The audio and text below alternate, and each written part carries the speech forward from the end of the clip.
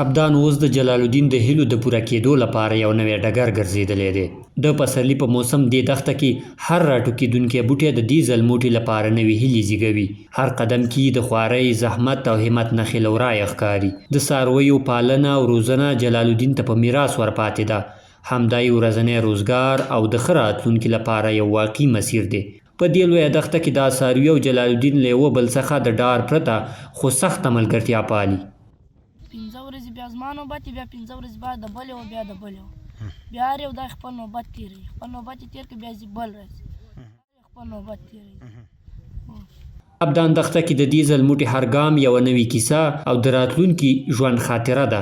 مګر داسې ورځې شپې هم د تنکۍ ځوانۍ په دې عمر کې تېرې کړي چې جلال الدین ته یې سخت خاطرات ورپرېښي. سخته ورځ خو هغه وه چې دلته یوه ورځ پراته وو چې واوره وشوه.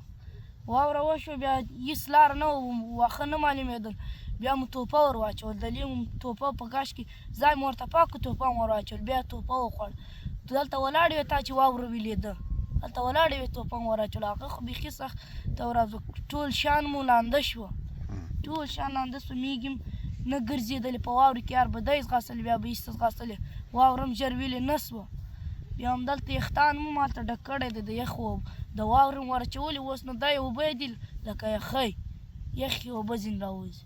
د پسرلي په موسم ابدان دښته کې نه یوازې دا چې خلکو ته د سیاحت او تفریح فرصت شته، بلکې د جلال الدین په څېر د لسګونه نورو هغو چوپانیانو هیلو پوره کېدو ته یو ډګر دی چې میاشتې میاشتې خزانې د همدې بیدیا د زرغونتیا په فکرونو کې تېر کړی دی. دا ځل موټی د څارویو په پالنه او روزنه کې داسې تجربه شوی چې اوس یې لوی ارمان راتلونکي کې د ښوونکي جوړېدل دي، هغه چې د ده له اوسني مسلک سره یوه نه شلېدونکې اړیکه لري.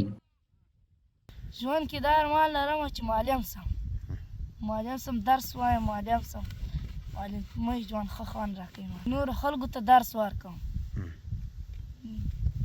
د ده او څارویو ترمنځ صمیمیت اوس د یوه کاله د غړو په څېر دی. جلال الدین نشي زغملی چې مېږې وزې وږې پاتې شي.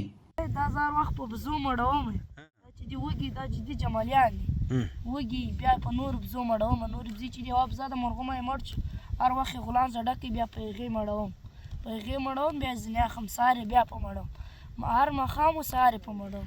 دغه دوه دا دواړه ورونه دي، دا دواړه ورونه د یوې بزې جمالیان دي. د سپي وظیفه خو دغه یې چې څوک نه پرېږدي کپیان دي ته. هر چې دا اوس تاسو ولیدله چې مېږو ته راله دا پوس چې مېږو ته نفر رال راځغاستو ماژغ پر وکړه هلته پرېوت، ماژغ نه وی پر کړی دستي راتله تاسو ته.